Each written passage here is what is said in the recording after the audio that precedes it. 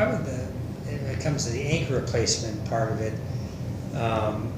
you know, basically his contribution to ankle replacements changed the whole textbooks of ankle replacements. When I was in training, there was, fusion was the answer. There was, ankle replacement wasn't even an option, wasn't even discussed. And now, if you open any textbook on joint replacement and you read the chapters on ankle replacement, his name is in every one of them, because he changed the whole course of ankle replacements with the agility ankle. I think it's a huge contribution to orthopedics that I don't know if you've talked about, but that's really, when I go to meetings, people always ask how Dad's doing. He changed the course of toe ankles. I talked to Mike Coughlin the other day on the phone, who happens to be a very famous foot and ankle surgeon in Boise, Idaho, and he said, make sure you tell your dad hi. I still think hold him in the highest regards. I have patients all day long, every day, saying, say hi to your father, tell him I'm doing okay. My ankle's been in 20 years. I don't tell him any of this because I just forget by the end of the day. But I think that's probably his name in the foot and ankle world with the ankle replacement has forever changed the textbooks. In 20, 30 years from now, they're still going to go back to his Frank name Alvine, in there. And I think that's what's pretty That's neat. pretty great. It's pretty great, yeah.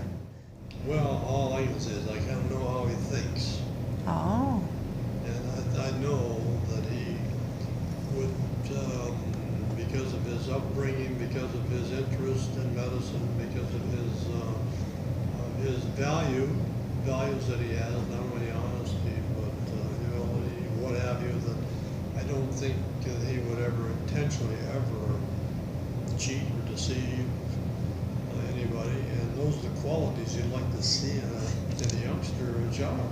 Yeah. Because I think if they have those basic qualities of honesty and integrity and persistence, and I can go on and on and on. I mean, I think that, I don't know, I think it was Albert Einstein says intelligence is a part of it, but persistence is the answer. And so if you're persistent, I don't care if it's in a training program, you gotta somehow develop a goal and oriented thinking in your children.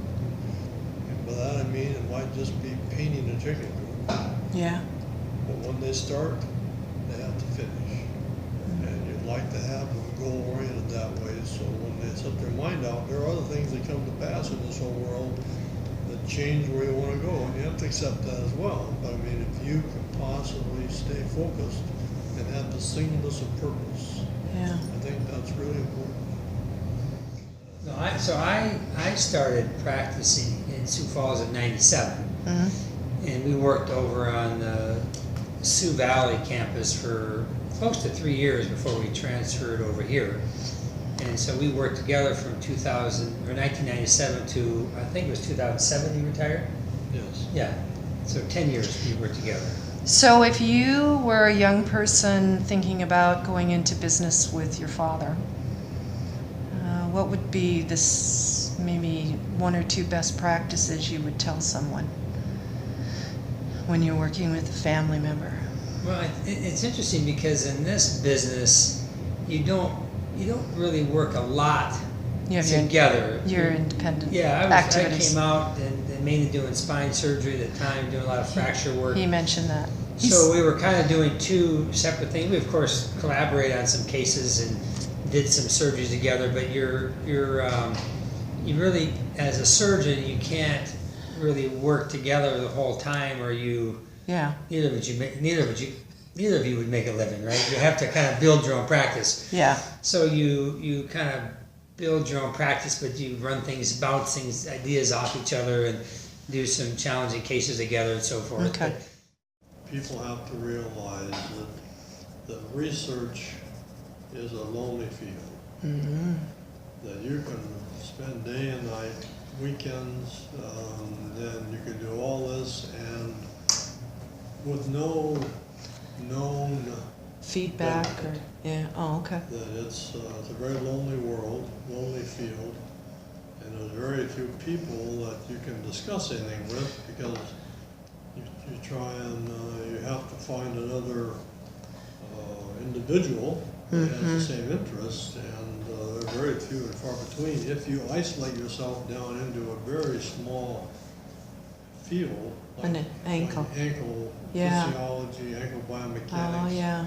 I mean, it's, like I say, it's a lonely field. So, Well, I think that any serious research has to be set up in a similar manner.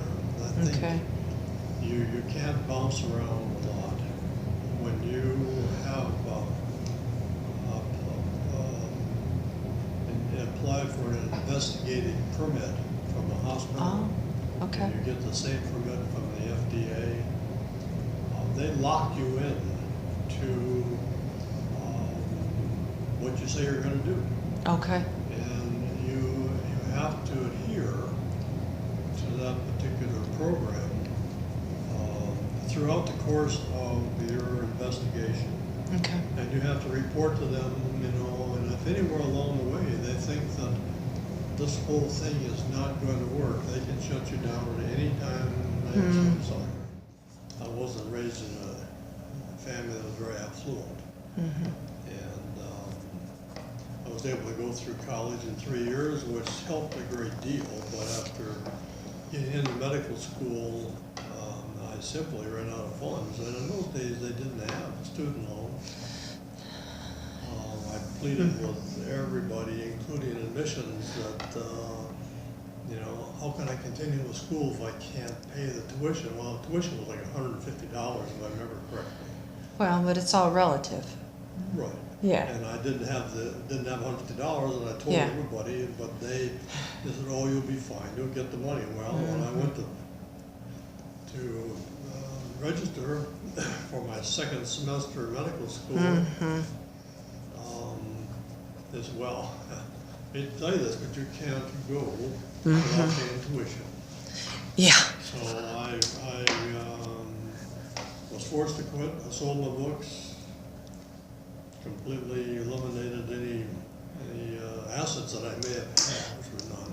Yeah. And I got myself back to Sioux Falls, my hometown, and went to work for John Morrell and Company, and deboning hams, and I was pretty Yeah. proud of myself. Yeah. Because at the end of the second week, Yeah. I'd already progressed up to 52 hams an hour, Nice. which was Yeah. kind of top of the pay scale, but unfortunately, you don't get paid. Per hour. Two Per weeks. hand. But Oh. still, I didn't have a cent Oh. to my name.